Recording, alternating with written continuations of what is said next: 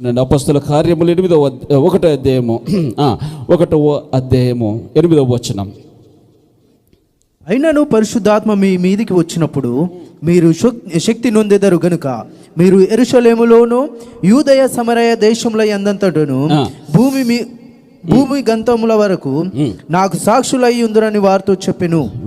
ఆయన అంటున్నాడు, అయినను పరిశుద్ధాత్మ మీ మీదికి వచ్చినప్పుడు, పరిశుద్ధాత్మ మీ మీదికి వచ్చినప్పుడు మీరు శక్తి నొందెదరు. పరిశుద్ధాత్మ మీ మీదికి వచ్చినప్పుడు మీరు శక్తి నొందెదరు. గమనించండి, చాలామందికి ఉన్నటువంటి ఈ యొక్క బోధలో ఉన్నటువంటి డిఫరెన్సెస్ ఉన్నాయి. పరిశుద్ధాత్ముడు, మేము ఆల్రెడీ బాప్తిసం తీసుకున్నాం కదండి, బాప్తిసం తీసుకున్నప్పుడే పరిశుద్ధాత్ముడు వచ్చాడు కదండి, మళ్ళీ బాప్తిసాన్ని దిగిరమ్మయ్యా అని, లేకపోతే అభిషేకం పొందుకోవడం అనేది ఏంటి, మళ్ళీ ఇదిగో పరిశుద్ధాత్మని పొందుకో అని ఆరాధన చేయడం ఏంటి అని చాలామందికి ఉన్నటువంటి డౌట్స్, ఉన్నటువంటి క్వశ్చన్స్. గమనించండి, పరిశుద్ధాత్ముడు, పోయిన వారం జ్ఞాపకం చేశాను, పరిశుద్ధాత్ముడు వెలుపల ఉండి, కొద్దిగా సబ్జెక్ట్ కాబట్టి బైబుల్ టీచింగ్ లాగా అర్థం చేసుకోండి. పరిశుద్ధాత్ముడు వెలుపల ఉండి నీతిని గురించి, పాపము గురించి, రాబోచున్నటువంటి తీర్పు గురించి ఆయన బోధిస్తూ ఉంటాడు, చెబుతూ ఉంటాడు. పాపము అది హేయమైనది అని చెబుతూ ఉండగా, అవునయ్యా, పోయిన వారం చెప్పాను నేను, అది అవును తండ్రి అని ఒప్పుకున్నప్పుడు ఆయన తీర్పు గురించి, రాబోచున్నటువంటి తీర్పు గురించి ఆయన చెబుతాడు. అయ్యా, నువ్వు ఈ పాపం చేస్తే ఈ తీర్పు రాబోతూ ఉంది, ఈ యొక్క పాపం చేస్తే ఈ తీర్పు రాబోతూ ఉంది, తీర్పు గురించి ఒప్పిస్తూ ఉంటాడు. పరిశుద్ధాత్ముడు ఈ యొక్క రాబోచున్నటువంటి సంగతుల గురించి తెలియచేస్తూ ఉండగా, ఆయన పరిశుద్ధాత్మునికి లోబడి, స్వరానికి లోబడి, నేను ఒప్పుకుని, అయ్యా ఇప్పుడు మార్గం ఏం చేయాలి, ఇదిగో యేసుమసీహు నామములో బాప్తిసం పొందుకున్నాను, ఆయన నాలోనికి వచ్చాడు. అంతవరకు వెలుపల ఉన్నటువంటి పరిశుద్ధాత్ముడు, పోయిన వారం చెప్పాను, అది సమ్మరీ, సారాంశం చెప్తున్నాను, నాలోనికి వచ్చాడు. బాప్తిస్మం అనేటువంటి ఆ యొక్క ప్రక్రియ ద్వారా పరిశుద్ధాత్ముడు లోనికి వస్తూ ఉన్నాడు, మనిషి యొక్క జీవితంలోనికి, హృదయంలోనికి వస్తూ ఉన్నాడు. సరే, అనుకునే ఆ యొక్క క్వశ్చన్ ఉన్న వాళ్ళకు ఆ మాట క్లియర్ చేసి ముందుకెళ్తాను. అపోస్తలుల కార్యములు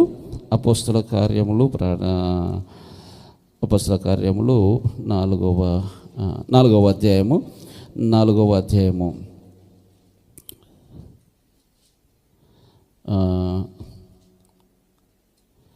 30వ వచనం. రోగులను స్వస్థపరచుటకును నీ పరిశుద్ధ సేవకుడైన యేషువ నామము ద్వారా, క్షమించండి, 8వ అధ్యాయము, క్షమించండి, సారీ, 8వ అధ్యాయము 14, 15, 16 వచనాలు. ఆ ప్రశ్నకు సమరయ వారు దేవుని వాక్యం అంగీకరించరని యెరూషలేములోని అపోస్తలులు విని పేతురును యోహానును వారి యొద్దకు పంపిరి. వీరు వచ్చి వారు పరిశుద్ధాత్మను పొందవలెనని వారి కొరకు ప్రార్థన చేసిరి. అంతకుముందు వారిలో ఎవని మీదను ఆయన దిగి ఉండలేదు. వారు ప్రభు అయిన యేషువ నామమున బాప్తిస్మము మాత్రము పొంది ఉండిరి. మళ్ళీ చదవండి ఆ మాట, ఒక్కసారి ఆ మాట మీ హృదయంలో నాటుకోండి.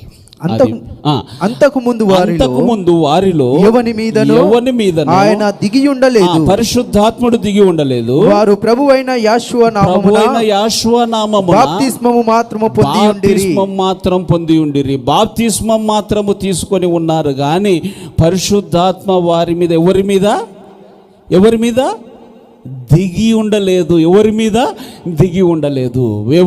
దిగి ఉండలేదు. పరిశుద్ధాత్ముడు, గమనించండి, పరిశుద్ధాత్ముడు హృదయంలో ప్రవేశించడము ఒకటైతే, ఒక అనుభవం అయితే, పరిశుద్ధాత్ముడు మన మీదికి దిగి రావడము, చూడండి, గమనించండి, ఒక బలమైనది ఇక్కడ వచ్చి ఇలాగ నెట్టడం వేరు, పైనుంచి ఇలాగ నెట్టడం వేరు. పైనుంచి ఇలాగ ఒక బలం వచ్చింది అనుకోండి, మన బాడీ మొత్తము ఆ బలమునకు లోబడిపోతుంది, ఆ బలమునకు కదిలించబడుతుంది. ఇక్కడ నుంచి అనుకోండి, సైడ్లో నుంచి ఇది మాత్రం అలాగే వెళ్ళిపోతుంది. కాళ్ళు ఇంకా అక్కడే ఉండవచ్చు.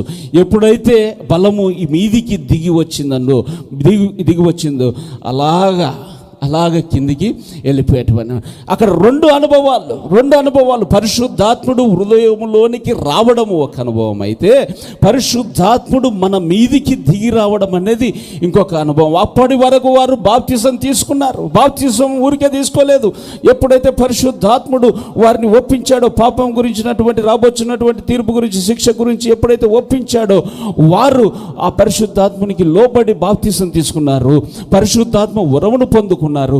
కానీ పరిశుద్ధాత్మ పైనుంచి దిగి రావడం అనేటువంటి అనుభవం వారికి లేదు. అందుకొరకే పౌలు పేతురు, యోహాను, యాకోబులకు వారు వర్తమానం పంపించారు. అయ్యా మీరు వచ్చి ఇక్కడ ప్రార్థన చేయండి బాబు, ఇక్కడ వచ్చి ప్రార్థన చేయండి. వారు వచ్చి ప్రార్థన చేసినప్పుడు అప్పుడు వారు పరిశుద్ధాత్ముని పొందుకొని హల్లెలూయా. 15వ వచనం, వీరు వచ్చి వారు పరిశుద్ధాత్మను పొందవలెనని వారి కొరకు ప్రార్థన చేసిరి. హల్లెలూయా, హల్లెలూయా. గమనించండి, పరిశుద్ధాత్ముని కలిగి ఉన్నటువంటి అనుభవం ఒక్కటైతే, పరిశుద్ధాత్ముడు పై మీదికి మన మీదికి దిగి రావడం అనేది ఇంకొక అనుభవం. లోనికి పరిశుద్ధాత్ముడు మనల్ని రక్షణ కార్యము సంపూర్ణము చేసే విధంగా వచ్చి ఆయన కార్యము చేయడం ఒక వ్యక్తి అయితే, పరిచర్యకు సంబంధించినటువంటి శక్తివంతమైన జీవితము జీవింపజేసే ఆ యొక్క పని మాత్రం ఆయన మన మీదికి దిగి రావడం వలన జరుగుతుంది. హల్లెలూయా, హల్లెలూయా. అందుకొరకే చెబుతూ ఉన్నాడు. అయ్యా 8వ వచనం, 1వ అధ్యాయం 8వ వచనం, ఆయనను పరిశుద్ధాత్మ మీ మీదికి వచ్చినప్పుడు మీరు శక్తి నొందెదరు గనుక మీరు యెరూషలేములోను యూదయ సమరయ దేశములందంతటను భూదిగంతముల వరకు నాకు సాక్షులై ఉండిరని వారితో చెప్పెను. ఒక్కసారిగా పరిశుద్ధాత్ముడు నీ హృదయంలోనికి వచ్చిన తర్వాత ఆత్మీయ జీవితం ప్రారంభించబడుతుంది. బాప్తిసం తీసుకోవడం ద్వారా పరిశుద్ధాత్ముడు నీలోనికి వచ్చాడు. మందిరానికి వస్తూ ఉంటావు, కానుక ఇస్తూ ఉంటావు, పాటలు పాడుతూ ఉంటావు, ఇదిగో అవసరమైతే వాక్యం చెబుతూ ఉంటావు. కానీ అక్కడ మిస్ అయ్యేటువంటిది ఏమిటి తెలుసా? చేసేటువంటి ఆ ప్రార్థనలో శక్తి ఉండదు, ప్రసంగం చేసే ప్రసంగంలో శక్తి ఉండదు, ఆరాధన చేసే ఆరాధనలో శక్తి ఉండదు, ఆ సాక్ష్యంలో శక్తి ఉండదు. కారణం పరిశుద్ధాత్ముడు వారి మీదకి దిగి రాలేదు కనుక. ఎప్పుడైతే పరిశుద్ధాత్ముడు వారి మీదకి దిగి వస్తాడో, వచ్చినటువంటి ఆ అభిషేకము నీలో ఏం చేస్తుందంటే శక్తిని రగిలింపచేస్తుంది. హల్లెలూయా. శక్తిని నీలో మండిస్తుంది. హల్లెలూయా. రోషమును కలిగిస్తుంది. హల్లెలూయా. బలహీనతలను కొట్టివేస్తుంది. హల్లెలూయా. నీ చూపును మార్చేస్తుంది. హల్లెలూయా. నీ మాటను మార్చేస్తుంది. హల్లెలూయా. అంతవరకు కఠినమైన వ్యర్థమైన మాటలు మాట్లాడేటువంటి చూచినటువంటి నీవు ఎప్పుడైతే పరిశుద్ధాత్ముడి శక్తిని పై నుండి నువ్వు పొందుకుంటావో, అప్పుడు ప్రేమ కలిగినటువంటి చూపులు, యెహోవా మెస్సీయాకు కలిగినటువంటి ఆ చూపు నీకు కలుగుతూ ఉంది. ఒక సహోదరిని చూసినప్పుడు ఆమెలో ఒక వ్యర్థమైనటువంటి శరీరేచ్ఛ కలిగేటువంటి చూపు రాదు.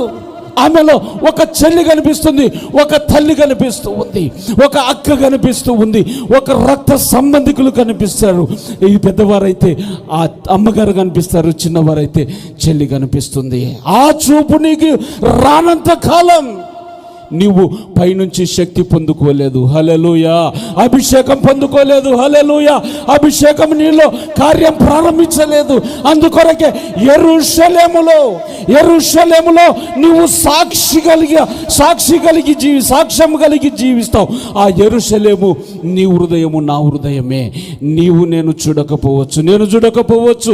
ఏ చూపు చూస్తున్నావో, ఏ మాట్లాడుతున్నావో, ఏ ప్రణాళికలు చేస్తున్నావో, ఏం జరిగిస్తున్నావో, 4 గోడల మధ్యలో నా కన్నులు తప్పించి తిరగవచ్చు నేను.